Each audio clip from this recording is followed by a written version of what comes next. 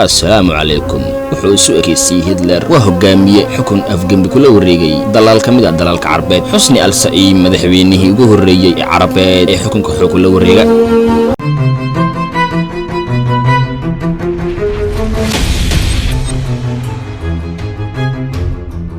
inkastoo muddo yareed uu Xusni hogaaminta hayay haddana wuxuu xoog ku qabsaday dalka Syria qaabkii xukunka ula wareegayna wuxuu ka gaaray guul muhiim ah taasi oo taariikhda casriga ah ee Syria xusta afgembigii Hussein al-Saad kaasi oo uu ku qabsaday xukunka dalka ilaa uu ka dhinto wuxuuna dhaxalkiisii awoodeed ku wareejiyay wiilkiisii Bashar al-Assad afgembigii Xusni al-Sa'iim 3 Maarso 1949 wuxuu ahaa afgembi military ee ugu horeeyay ee Syria tan iyo markii ay xornimada ka qaateen Faransiiska iyo bilowgii xulafadii militariga ee ciidamadu la wareegeen nolosha siyaasadeed ee dalka kaliya ma ahan Suuriya balse inqilaabkii hogaamiyaha ayaa loo arkaa inqilaabkii ugu horeeyay ee bariga dhexe iyo sidoo kale dunida Carabeed iyo horudhac u ahayd fargelinta ciidamada Carabta ee ku hayaan siyaasadda wadankooda haddaba waa kuma Xusni ama hogaamiye Xusni al-Sa'iim wuxuu ka dhashay qoys Kurdi ah sanadku markuu ahaa 1894 isagoo ku noolaa magaalada Aleppo wuxuuna waxbarashadiisii ku qaatay ka hor inta uusan ku beerin akademiyada militariga ee Cusmaaniyiinta ee Istanbul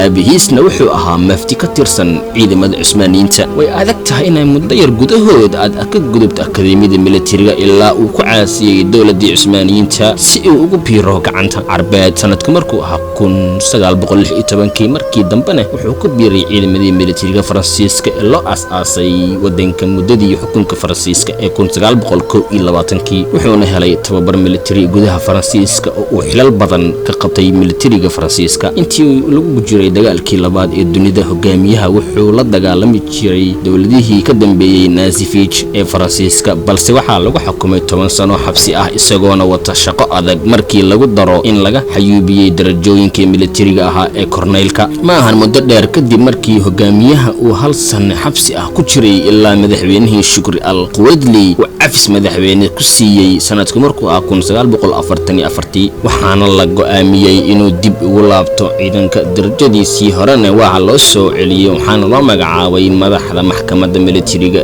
دير إزار كدبنا وحوها أجاسمها إذا ماذا أمنيجا جذها دمشق قاميها يا كخيب قاتي دجال كي فلسطين سنة مركو أكون 1944 سدي سجون كقول استثمر كانوا يقولون كجاري ملتريجي وهركعي سمعت ديزي ودن كي سنكروا قاضي waxa oo sidoo kale ka qayb qaatay xalinta qalalaasii siyaasadeed ee wadanka isla markiiba guul daradii kadib dagaalkii dhacay intii u dhaxeeyay